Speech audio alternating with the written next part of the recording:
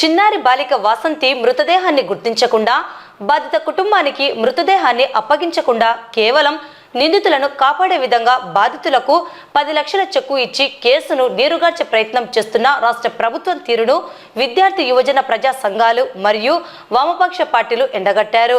నంద్యాల పద్మావతి నగర్ నందు విద్యార్థులతో కలిసి మానవహారం చేపట్టారు. ఈ సందర్భంగా విద్యార్థి యువజన ప్రజా సంఘాలు మరియు వామపక్ష పార్టీల నాయకులు మాట్లాడుతూ వాసంతి మృతదేహం లేకుండా నిందితులకు ఏ విధంగా కఠినమైన శిక్షలు విధిస్తారని వారు ప్రభుత్వాన్ని డిమాండ్ చేశారు. ఇటువంటి సంఘటనలు పునరావృతం కాకుండా స్కూల్ ఎడ్యుకేషన్ మరియు రాష్ట్ర ఇంటర్మీడియట్ బోర్డు పాఠ్య పుస్తకాలలో చట్టాలు విద్యార్థులకు తెలిసే విధంగా పాఠ్యాంశాలలో ముద్రించాలని కోరారు. ఈ కార్యక్రమంలో ఎంవీఆర్పీఎస్ అధ్యక్షులు పులికొండన్న, డెమోక్రటిక్ విద్యార్థి యువజన సంఘం డిఎస్వైఏ రాష్ట్ర అధ్యక్షులు షేక్ రియాజ్, ఆర్బీఎఫ్ వ్యవస్థాపక అధ్యక్షులు Ramineni Raju Naidu, national tribal federation NTF జిల్లా అధ్యక్షులు నాగసారి సుంకన్న, ఏఎస్ఎఫ్ ధనంజయుడు, మహిళా సంఘాలు తదితరులు పాల్గొన్నారు.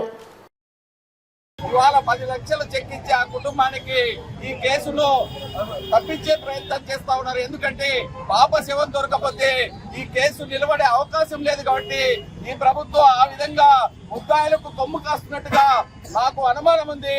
అందుకే ఇవాళ వామపక్ష విద్యార్థి ప్రజా సంఘాలు మరి అనేక కుల సంఘాలు పార్టీల ద్వారా ఇవాళ మానవహారాన్ని ఏర్పాటు చేసి ప్రభుత్వానికి ఒకటే స్పష్టం చేస్తున్నాం.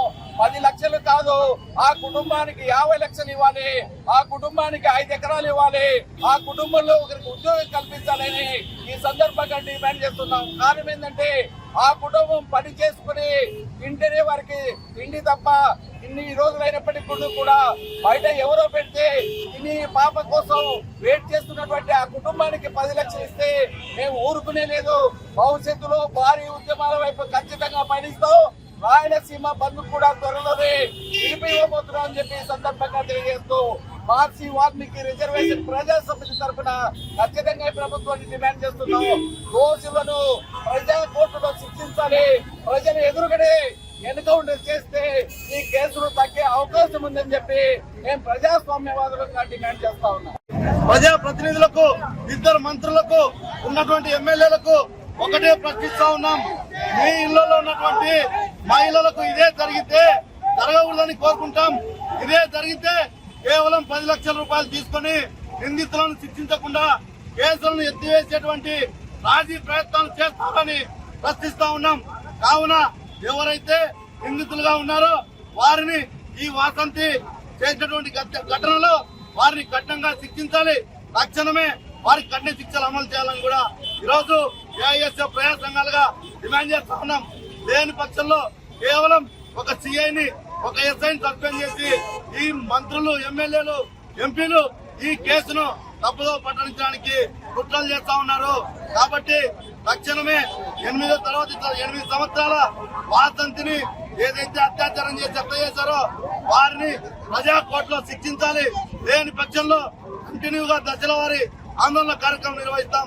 మంత్రుల ఇల్లు ముట్టడిస్తాం, ఎమ్మెల్యే ఇల్లు కూడా ముట్టడిస్తామని చెప్పి ఈరోజు ప్రజా సంఘాలుగా హెచ్చరిస్తా ఉన్నాం.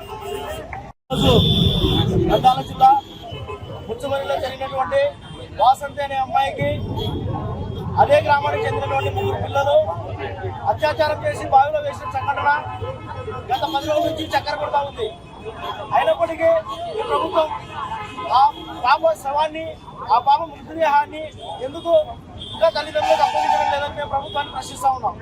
ఈరోజు విద్యార్థి ప్రజా సంఘాల, కుల సంఘాల ఆధ్వర్యంలో ఈరోజు బాలిక మేము వాసంతి కోసం న్యాయం చేయడానికి ఈరోజు రోడ్డు మీదకి రావడం జరిగింది. ఈరోజు 2 మంత్రులు, ఒక ఎంపీ, కలెక్టర్ అందరూ వెళ్ళి 10 లక్షల రూపాయల చెక్ ఇచ్చి ఈ చెక్కుతో సరిపెడతాము, ఏదో కేసు తప్పుదో పట్టిస్తామనే ఉద్దేశం మాత్రం మంచిది కాదని ప్రభుత్వాన్ని మేము ప్రశ్నిస్తా ఉన్నాం.